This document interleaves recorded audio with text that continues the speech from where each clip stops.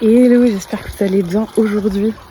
Bon, je pense qu'on va continuer un peu d'échanger sur ce qu'on a, sur ce que je partageais hier, sur la notion de spécificité, d'exigence et de sous une forme d'assumer vraiment ce qu'on désire porter comme mission, ce qu'on désire transmettre comme message et ce qu'on désire comme genre de vie. Vous savez, peut-être pas, en fait, pas du tout, je pense. Je vous avais parlé d'Inner Voice la semaine dernière, cette expérience que j'ai, voilà, qui est descendue pour remplacer l'audit backstage que j'avais. Bref, la gagnante du concours est en train de l'expérimenter cette semaine. On a commencé hier et donc ça se passe comment? Ça se passe qu'elle a commencé avec un petit questionnaire initial et depuis on échange tous les jours, plusieurs fois par jour, sous forme de vocaux. Et l'intention en fait c'est... Salut bébé. On a des petits chats, je sais pas si vous le voyez, les cachés derrière la porte. Oh, mignonnerie x12. Bref, ça c'est un autre sujet, on pourra en reparler. Bref. Donc on échange des vocaux. Et l'intention c'est lui permettre de reconnecter à la certitude et à ce qu'elle veut vraiment en fait. Parce que un truc que j'ai remarqué énormément, mais que j'ai l'impression de le prendre en pleine face en fait ces derniers temps et je m'en rendrais vraiment pas compte, c'est qu'il y a énormément d'entrepreneurs, alors je vais parler de femmes parce que c'est souvent des femmes que j'ai dans mon monde, même si je pense que pour les hommes c'est pareil, qui se sont finalement comme déconnectés de leur centre du fait de tout ce qu'ils ont entendu, que ce soit sur les réseaux sociaux, dans des podcasts, dans des formations, dans des coaching business, etc. Et qui en sont en fait à ne plus savoir exactement comment eux, ils voient les choses, qu'est-ce que eux, ils ont envie, et en fait qui sont sans cesse en train de créer à partir de ce qui existe déjà, de ce qu'ils ont suivi dans une formation, de ce qu'on leur a dit dans des coachings, des questions qu'on leur a posées. Et ce que je trouve fou aussi, c'est cette façon... Bon, c'est bon, il est parti. Cette façon en fait que on a en tant qu'être humain, et je suis sûre de l'avoir, même si je le vois peut-être pas tout le temps, que quand on nous a posé la question d'une certaine manière et qu'on attendait de nous une certaine réponse, si aujourd'hui je vous pose la même question, vous me répondrez avec les mêmes attentes que vous pensez qu'on attendait de vous à l'époque. Je m'explique. En gros, si aujourd'hui je vous parle de votre client idéal, de votre vision ou de vos offres, je suis sûre que dans votre tête, il y a une phrase de l'ordre de « ça va, je l'ai déjà fait dans 12 formations, ça va, on me l'a déjà dit ». Mais guys, je n'attends pas la même réponse que la plupart des gens attendaient de vous.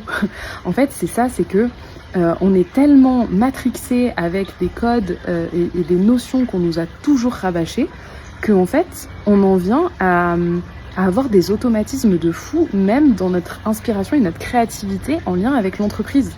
Et d'ailleurs, donc la semaine dernière, moi j'ai eu cet appel de changer le nom de mon podcast qui existe depuis 2020 et qui s'appelait Expression Créatrice.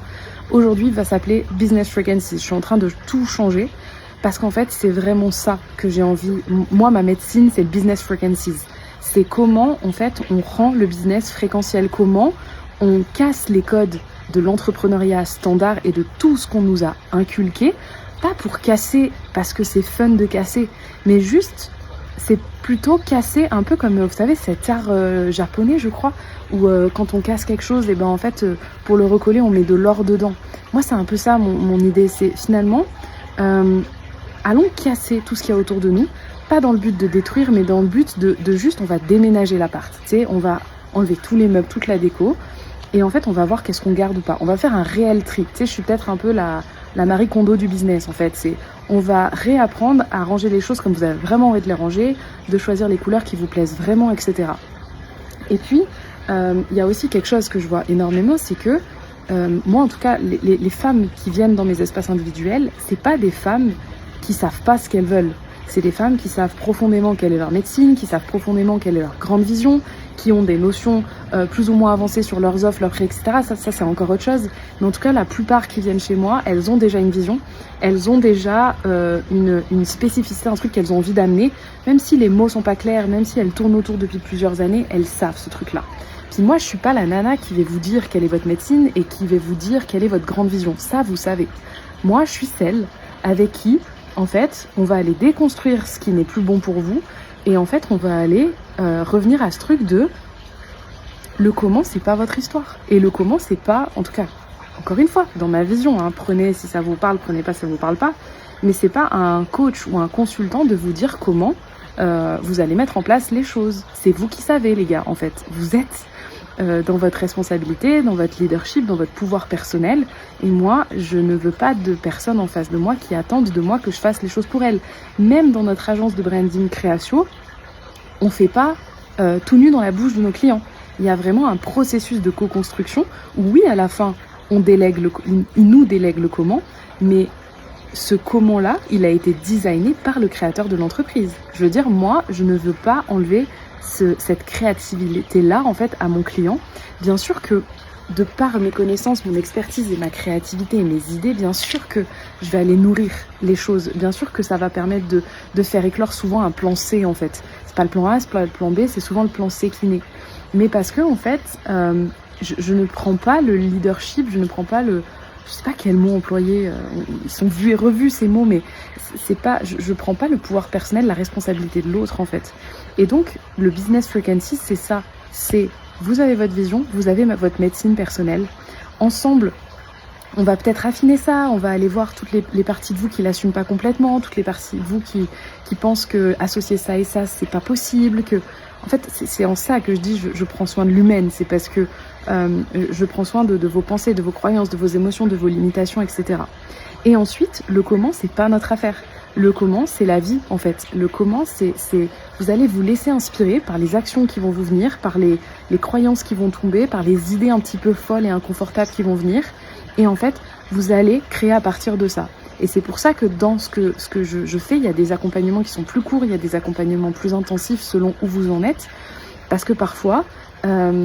ce que vous avez besoin, c'est pas tant d'un travail en profondeur ou d'une grosse refonte. C'est peut-être juste en fait d'apprendre à vous sentir en sécurité dans le fait de tenir vos intuitions, même dans leurs plus folles idées, même dans les trucs les plus inconfortables, d'arriver aussi à dissocier la voix de l'ego et la voix de votre cœur, parce que je sais pas, moi en tout cas la première, quand j'ai commencé le dev perso, non, je vais pas faire cette phrase dans ce sens-là. Aujourd'hui, là où j'en suis, il y a plein de fois où en fait c'est facile pour moi d'entendre mon ego, parce que c'est du vu et du revu, puis c'est des choses que maintenant j'ai entre guillemets la maîtrise de comment en prendre soin, de comment l'entendre, etc. Mais il y a aussi plein d'espaces où c'est tellement fin que en fait moi toute seule face à mon miroir, des fois c'est un peu complexe. Donc je fais appel à d'autres, donc j'ai un miroir extérieur qui va me permettre de me permettre de voir ce que j'ai pas encore vu. Et ça, ça fait pas de nous quelqu'un de faible, ça fait quelqu'un de nous qui est de plus en plus dans cette finesse, dans cette spécificité, dans cette qualité de présence à soi et aux autres, qui est forcément en fait en évolution et qui est ascendante finalement au plus on évolue dans ce cheminement-là. Donc voilà, c'est ce que j'avais envie de vous partager aujourd'hui. Sur ce, je retourne à ces petits chats, à les vocaux et le job qu'on a regardé aujourd'hui. Puis je vous souhaite une belle journée. Et si jamais vous cherchez des petits chats et que vous êtes dans le canton de Fribourg, vous nous dites parce qu'ils sont magnifiques et on cherche des familles pour eux. Voilà, des bisous!